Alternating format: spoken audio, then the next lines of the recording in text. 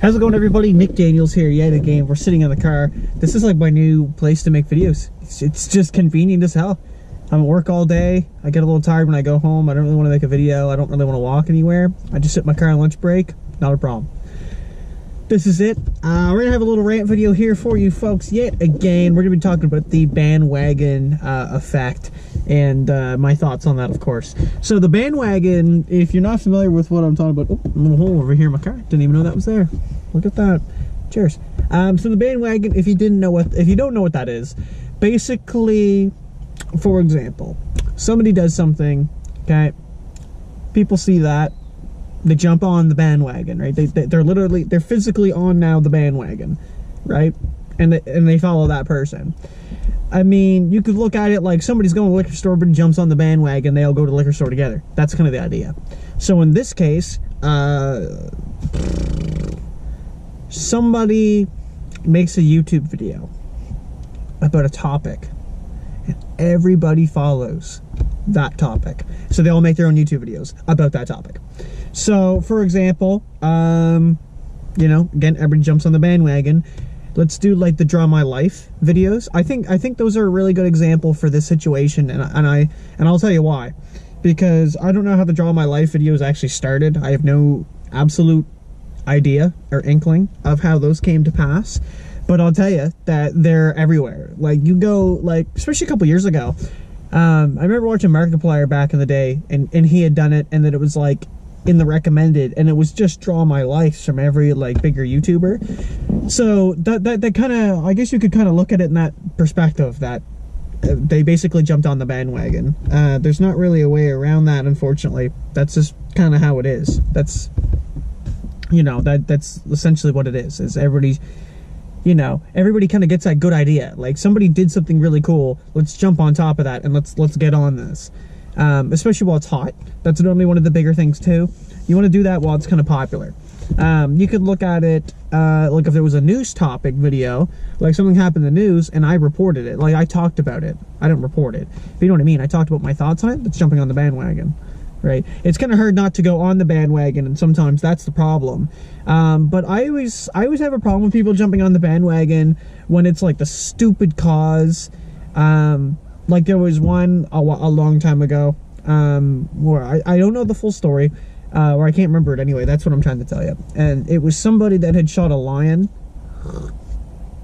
Cheers. Somebody had shot a lion, and I remember, like, I don't know the whole story again about this, but the fact that he shot the lion stirred everybody right up, and then they were all about lions, and that's where I kind of got pissed, because I'll guarantee you that, like, I'd say like at least 80% of those people didn't give a fuck about the lion. Oh, demonetized. And they just wanted to be on the bandwagon, like, and sometimes the bandwagon, the only way that you even know the bandwagon's there is it being brought up, and that's something that the news will do, is the news will bring something up like that, and then, oh my god, everybody's all about the lions all of a sudden, right? Nobody voiced a concern. I didn't voice a concern before this about, like, saving the lions, right? I wasn't all about the lions. And then when this happened, I still wasn't all about the lions. It's just the fact that everybody jumped on the lions, and we're all about the lions, right? All of a sudden, that kind of pees me off, because I don't feel like they really are all about the lions. They're just saying that because people are. Oh my god, right? Oh my god, I you know, defend the lions. You know, and then the next incident will happen, and then they're all about that. And the thing that Facebook does, even to make this worse, which spreads the knowledge of this, is Facebook will do this really, I want to say it's kind of lame, but I mean, sometimes I feel like it does kind of serve a purpose. But you can change your profile picture, and it'll put like some stupid outline that's supposed to represent the crisis at hand. Like if it was the lion crisis, that you could have like a lion themed profile picture. Like there'd be like some, I don't know, like for example, there's like a cartoon lion in the corner which shows your appreciation of the lions.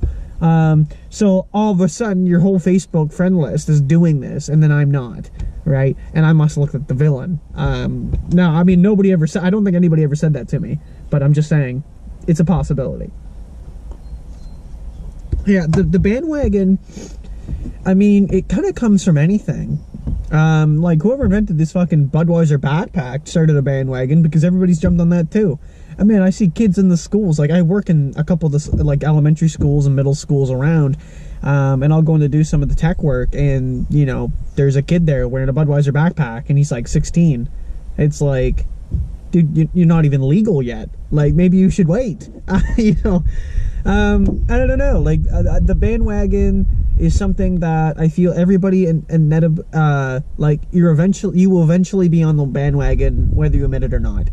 And there's a lot of bandwagons, and I feel like, for example, you could even say college would be a bandwagon, because jumping on there is basically what we're taught that is the way to get a job. That is the way that you must succeed in life, is to go through the school system, you know, become a worker, become an employee, and then, you know, land something decent for a job and work that up till retirement. And there's not a lot teaching you about, like, you know, being an entrepreneur, or you know, again, inventing something that, you know, you can sell on Shark Tank and make shit ton of money, or not sell on Shark Tank, but you know what I mean. You could sell whatever you would make, and, you know, make some decent coin. Yeah, you're not really taught that. And I suppose you could look at that as well as, again, jumping on the bandwagon, right? And you know, it kind of sucks because that's really how life goes nowadays, and it's really tough not to be on a bandwagon at some point. And if anybody can get off the bandwagon, then it's like props to them, because they've at least acknowledged that they're on it, and they're going to do something about it. And that's the big difference. And I think it gets it's almost like fucking inedible, like, or inventable, or however. I can't say the word right now, but you know what I'm trying to say. Like that you'll be on one, right? That's a fact. Anyway, thank you so much for watching, everybody. That's all I've got. Stay tuned for more videos, and I'm going to try not to repeat myself here, and we're doing really well. Cheers.